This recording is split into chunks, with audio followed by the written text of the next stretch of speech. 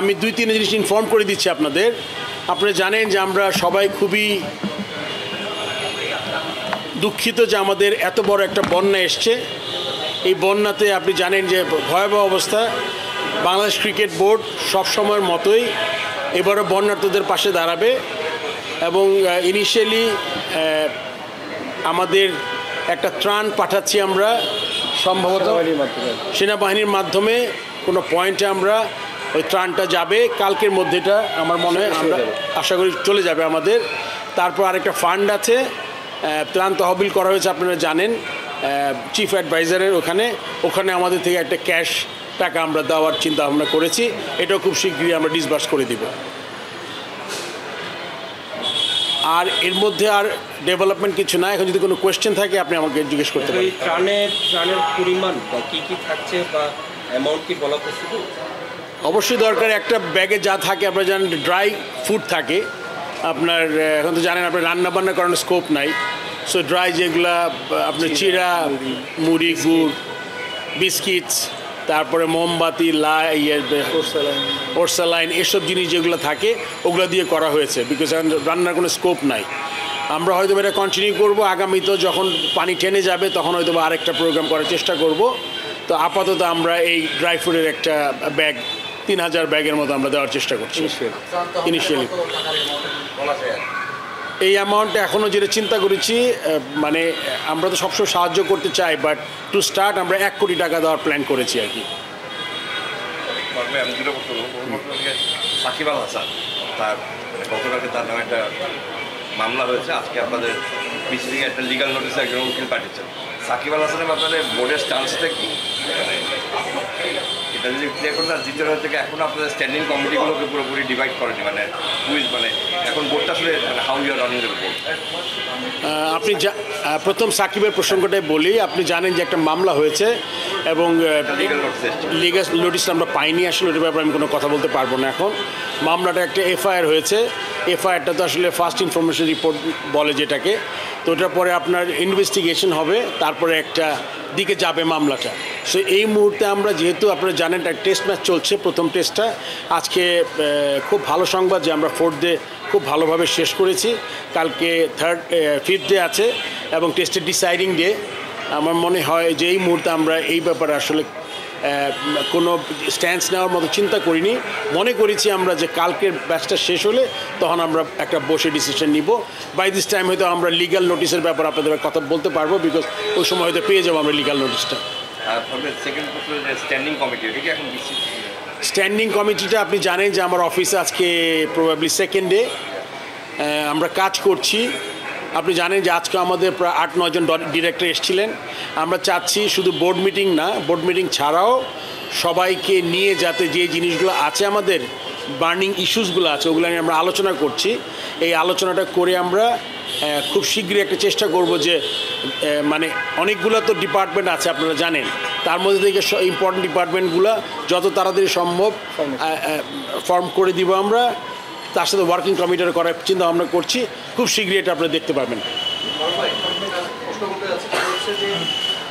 সাকিব আল হাসানের মানে তার নামে যে মামলাটা হয়েছে এবং দেশের জলবায়ু পরিস্থিতি সবকিছু বিবেচনা করলে বিসিবির গঠনতন্ত্র কী বলে বা আইসিসির নিয়ম কী বলে, তিনি কি প্লেয়ার খেলতে পারেন কি একটা ন্যাশনাল টিম? এটা তো নর্মাল একটা ব্যাপার হয় কি, আপনি অ্যাকচুয়ালি গিয়ে এফআইআর যখন হয় এটা তো মাত্র ফার্স্ট ইনফরমেশন। এখন এটার এগেনস্টে কিন্তু এখনও কোনো মানে চার্জ গঠন হয়নি, মানে আমি যতটুকু জানি আর কি। সো ওর আগে একটা ডিসিশন নেওয়া কিন্তু খুব ডিফিকাল্ট।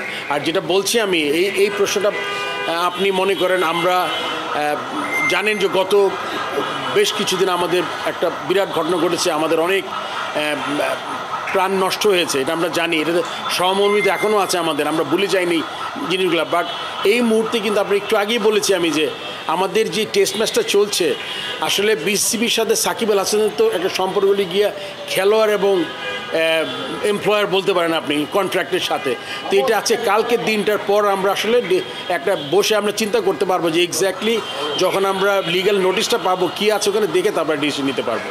এখন তো খেলতে বাধা নেই, যে অবস্থায় এখন তো খেলতে বাধা নেই। না, এটা তো এটা স্বাভাবিক একটা middle of the test match, তো এখান থেকে আমি উইথড্র করতে পারবো না। আরেকটা বিষয় হলো আদালতে অভিযোগপত্র দেওয়ার জন্য বলেছেন, আপনারা কি অভিযোগপত্র পর্যন্ত অপেক্ষা করবেন? ওটা আমাদের বলিনি, আমরা বলেছি যে এফআইআর পর একটা প্রসিজিয়ার আছে, এই প্রসিজিয়ারটা শুরু হবে। আর যেহেতু ফার্স্ট টেস্ট ম্যাচ, এই টেস্ট ম্যাচটা তো এখন আমরা 4th ডেতে, এই টেস্ট ম্যাচটা শেষ হবে আপনি জানেন সেকেন্ড টেস্ট ম্যাচ 30 তারিখে। তার আগে আমাদের আছে এর মধ্যে কথা বলবো, আমরা স্পেস আছে মাঝখানে, এই ব্যাপারে আমরা চিন্তা করব, আমাদের বোর্ডের ডিরেক্টরের সাথে আলাপ করবো তা কী করা যায় এই ব্যাপারে। এইটা শেষ, নেক্সট কোয়েশ্চেন। যেহেতু এখন সিরিজ চলছে, এরপরে আবার বাংলাদেশের ভারতের সিরিজও আছে, ব্যাক টু ব্যাক সিরিজ অনেকগুলো খেলা আছে। ক্রিকেট অপারেশনস এখন এই মুহূর্তে আমাদের একটা অভিভাবক শূন্য অবস্থায় আছে। এটা কত তাড়াতাড়ি আসলে এটা সলভ করা যায় বা এটা মানে কে দায়িত্ব নিতে যাচ্ছে এগুলো যদি একটু আমাদের এই মুহূর্তে আসলে মানে ভ্যাকিউম নাই, ডেফিনেটলি দ্য হেড পোস্টটা খালি আছে। বাট আপনি জানেন যে একটা কমিটি যখন থাকে তার সাথে শুধুমাত্র সে চেয়ার করে মানে head of the committee, but তারা কিন্তু মেম্বার সেক্রেটারি পুরো কমিটিতেই আছে এখনও। সো এর মধ্যে সিইও আছে, আপনি জানেন ম্যানেজার আছে, একটা অপারেশনাল ম্যানেজার আছে। ক্রিকেট অপসের সব কিছু আছে, খালি আপনার হেড চেয়ারম্যানটা নাই। এই চেয়ারম্যানটা খুব শীঘ্রই হবে, কোনো কাজ বন্ধ নাই। আপনি বললেন অনেক সিরিজ আছে, এগুলো সবই হয়ে যাচ্ছে। শুনতে পাচ্ছি, বলেন। পরিচয়টা দিয়ে বলুন। আমি মাহমুদুল্লাহ সালাম, বাংলাদেশে কাজ করি। হ্যাঁ, এখন হচ্ছে যে সাম্প্রতিক যে ঘটনা প্রবাহ এবং এখন একজন ক্রিকেটারের বিরুদ্ধে এফআইআর হইল, সো টোটাল বিষয়টাতে আপনার কি মনে হয় কিনা যে ক্রিকেটের যে ব্যান্ডেলটা বাংলাদেশে ছিল সেটাই সাম্প্রতিক ঘটনাগুলোতে কিছুটা হলেও কমে গেছে বা কমে গেছে কিনা আপনার এটা মনে করেন কিনা? যে ব্যান্ডেলটা কি কমেছে?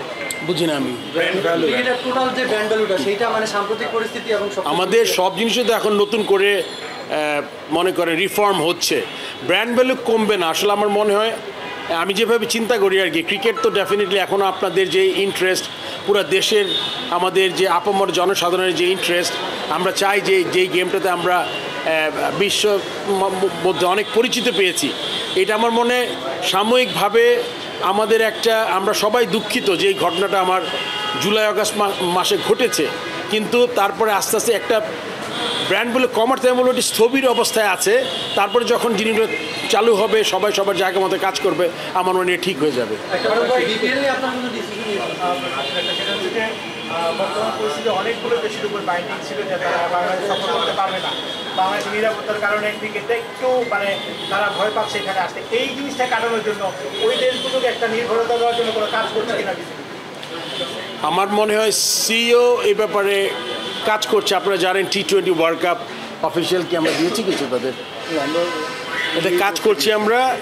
ট্রাভেল ব্যান আছে, এটা নিয়ে আমরা কাজ করছি। আমরা আসলে হোস্টিং রাইট রেখে কোথায় করা যেটা নিয়ে খুব কাজ হচ্ছে আইসিসির সাথে, বা যারা হোস্ট করতে পারবে সে ব্যাপারে আলোচনা চলছে। আমরা মোটামুটি ফাইনাল করেছি যে আমরা ইউইতে হবে এটা। সো এখন এই ব্যাপারগুলা যেই কাজগুলো করা দরকার ওগুলো আমরা করছি। তাদেরকে ভয় দূর করার জন্য তারা যেন বাংলাদেশ সফরে আসে, এটার জন্য কোনো বিসিবি থেকে এই মুহূর্তে আসলে সাউথ আফ্রিকা আসার কথা, সো এটা একটু সময় আছে আমাদের। হ্যাঁ, ওই কমিউনিকেশন করছি ওদের সাথে আমরা। আমার মনে হয় যে আপনি জানেন একটা টুর্নামেন্ট করা 10টা টিমকে লিগ্যাল, 10টা টিমকে সিকিউরিটি, ট্রাভেলিং, অনেক কিছু লজিস্টিক্স আছে। বাট যখন বায়োল্যাটারাল সিরিজ হবে আমার মনে হয় বায়োল্যাটারাল সিরিজে কোনো প্রবলেম হবে না। তারা যেহেতু সাউথ আফ্রিকার কোনো ট্রাভেল ব্যান নাই, মনে হয় সাউথ আফ্রিকান ট্রাভেল ব্যান নাই, সাউথ নেক্সট সিরিজ আমাদের সাউথ আফ্রিকার সাথে, সেটা কোনো সমস্যা আমি দেখছি না। তাড়াতাড়ি করি। হ্যাঁ, আমার একটা কোশ্চেন হচ্ছে যে 9 shot of century, double century, খুব ভালো একটা কোশ্চেন করেছেন, আমি খুব খুশি যে একটা ক্রিকেটের কোশ্চেন আসছে। আমার মনে হয় this is one of those test matches যেটাতে আমাদের মানে একটা লম্বা টার্গেট তাড়া করার পরেও আমরা একটা কমান্ডিং পজিশনে আসছি। 117 মনে লিড হয়েছে আমাদের, তার মধ্যে আমরা একটা উইকেট পেয়েছি আমি দেখা পর্যন্ত, আমি জানি না তারপরে কি। সো এটা মনে আমাদের কি বলবো, আগে খেলতাম উইনিং ড্র, ওরকম একটা সিচুয়েশন তো ম্যাচটা শেষ হবে এটা আমি আশা করছি। তবে আজকে চমৎকার একটা দিন ছিল, একটা না শুধু সাদমান ওপেনিংয়ে মিস করেছে সেঞ্চুরি, পরে অত্যন্ত চমৎকার ব্যাটিং মুশফিক, আপনি জানেন 50 করেছে মমিনুল, তারপর আবার ওই দিক থেকে আমাদের মিরাজও রান করেছে। So it's like overall it was a very good day, test match at least.